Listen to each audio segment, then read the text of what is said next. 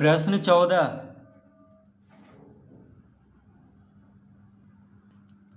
बगल की आकृति में कोण BOD का मान क्या है? तो यहाँ पे जो आकृति बना हुआ है प्रश्न 14 में, उसको हम पहले बना लेते हैं।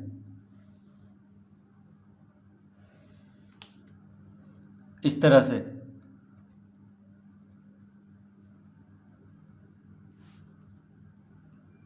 ABCD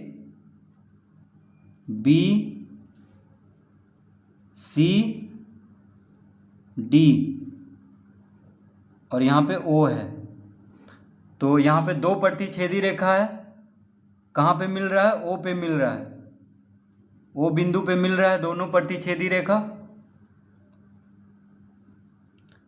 कोण AOC है 40 डिग्री। कितना है? 40 डिग्री। और कोण BOD कितना है ये हमें ज्ञात करना है। ठीक है, कोण BOD हमें ज्ञात करना है। तो जब दो प्रतिच्छेदी रेखाओं से बने दो कोण जिनकी कोई भुजा उभयनिष्ठ नहीं हो ऊर्ध्वाधर सम्मुख कोण कहलाते हैं। तो देखिए, दो प्रतिच्छेदी रेखाओं से बने दो कोण जिनकी कोई भुजा उभयनिष्ठ नहीं हो, तो इन दोनों कोणों में देखिए, कोण AOC और कोण BOD में कोई भुजा उभयनिष्ठ नहीं है। ये दोनों कोण जो है अलग अलग भुजा से बना है। ठीक है, इसमें देखिए भुजा कौन कौन है? OB और OD है कोण BOD में, और कोण AOC में भुजा AO और CO है। ठीक है, या OA या OC कह सकते हैं। तो इन दोनों कोणों में कोई भुजा उभयनिष्ठ नहीं है और दो प्रतिच्छेदी रेखा से बना है। तो इस तरह के कोण को क्या कहेंगे? ऊर्ध्वाधर सम्मुख कोण। क्या कहेंगे? ऊर्ध्वाधर सम्मुख कोण। तो ऊर्ध्वाधर सम्मुख कोण क्या होता है? बराबर होता है। तो हम लिखेंगे कोण BOD बराबर कोण AOC बराबर कितना हो जाएगा? 40 डिग्री। यानी कोण AOC जितना होगा उतना ही कोण होगा BOD। तो कोण BOD बराबर कोण AOC बराबर 40 डिग्री। क्यों होगा? तो हम लिख देंगे यहाँ पे ऊर्ध्वाधर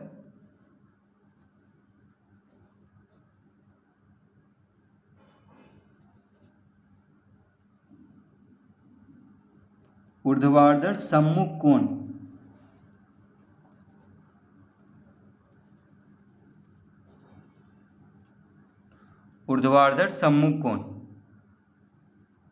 तो कोण BOD का मान यहाँ पे पूछ रहा था। तो कोण BOD कितना हो जाएगा? 40 डिग्री। क्यों होगा? क्योंकि ऊर्ध्वाधर सम्मुख कोण है। तो ऊर्ध्वाधर सम्मुख कोण का परिभाषा होता है दो प्रतिच्छेदी रेखाओं से बने दो कोण जिनकी कोई भुजा उभयनिष्ठ नहीं हो ऊर्ध्वाधर सम्मुख कोण कहलाते हैं। प्रश्न 15 अब हल करेंगे। बगल की आकृति में कोण 1 बराबर 150 डिग्री, तो कोण 3 का मान क्या है? प्रश्न 15 का आकृति पहले हम बना लेते हैं। तो यहाँ पे इस तरह से इसका आकृति बना हुआ है।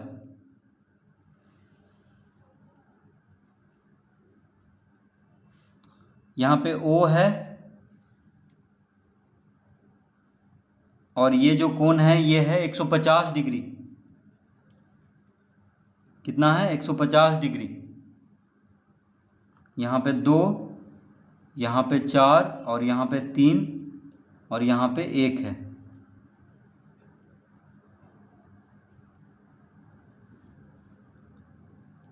ये है A B C D।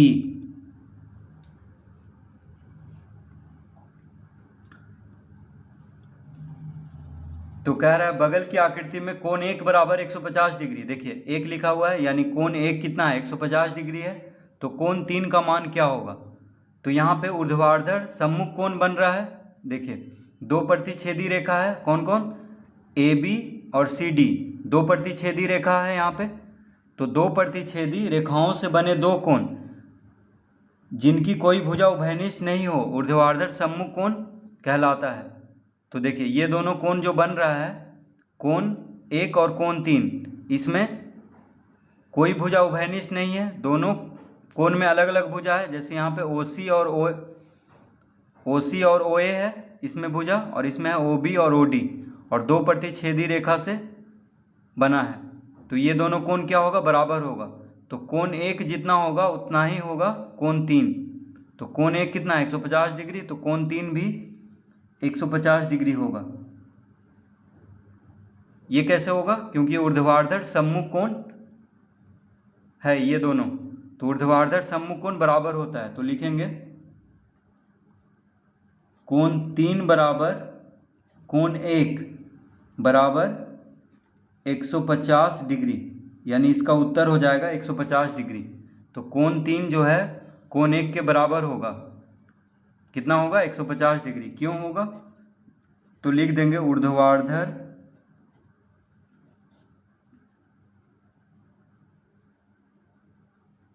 सम्मुख कोण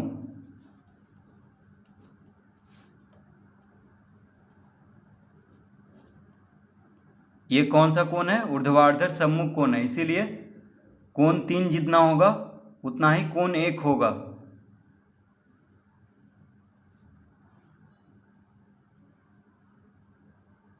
तो इस तरह प्रश्न 15 को हल करेंगे।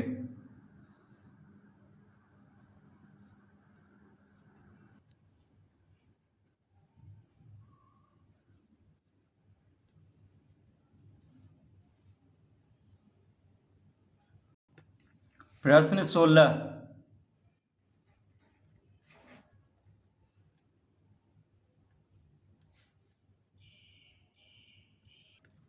संलग्न आकृति में कोण 1 बराबर कोण 2 संपूरक कोण है। यदि कोण 1 में कमी की जाती है तो कोण 2 में क्या परिवर्तन होगा ताकि दोनों फिर भी संपूरक ही रहें। तो पहले हम इसका आकृति बना लेते हैं।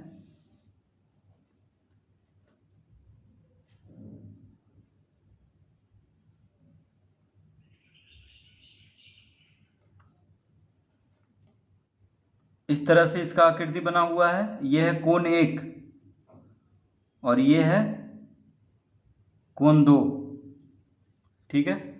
तो यहाँ पे कह रहा है कि संलग्न आकृति में कोण 1 और कोण 2 संपूरक कोण है। कोण 1 और कोण 2 क्या है, संपूरक कोण है। संपूरक कोण मतलब हुआ कोण 1 प्लस कोण 2, कोण 1 और कोण 2 को जोड़ेंगे तो कितना आ जाएगा 180 डिग्री।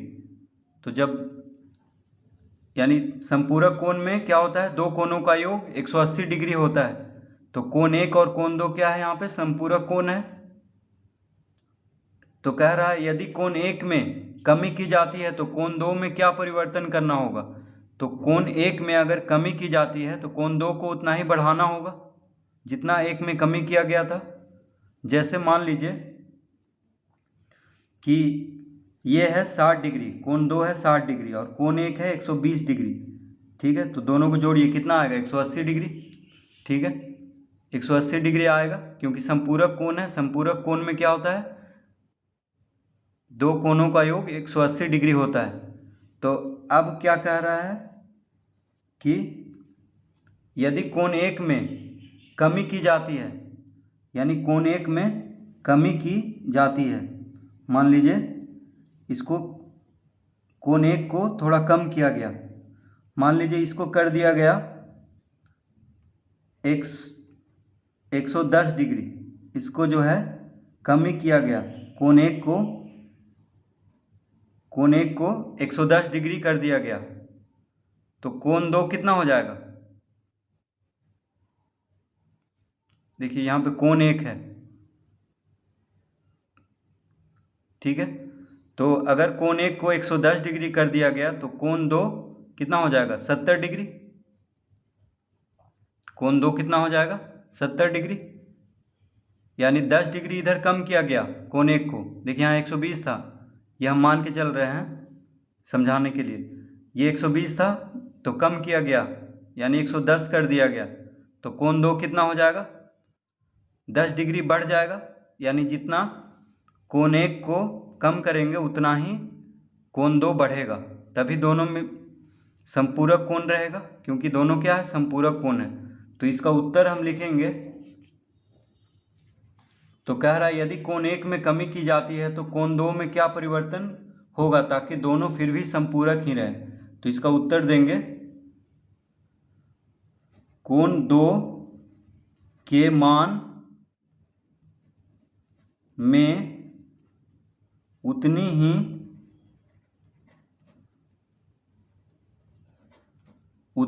वृद्धि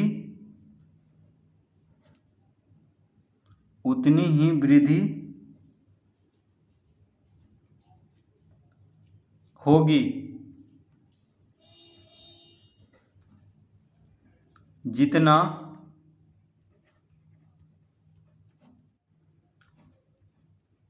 कोण 1 की मान में कमी हुई है।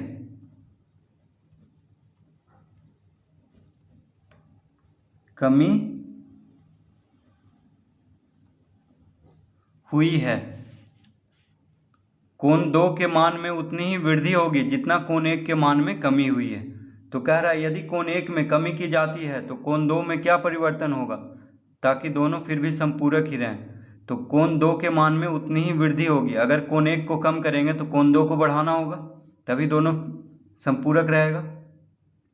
तो हम लिख देंगे कोण 2 के मान में उतनी ही वृद्धि होगी जितना कोण 1 की मान में कमी हुई है। तो इस तरह प्रश्न 16 का हम उत्तर देंगे।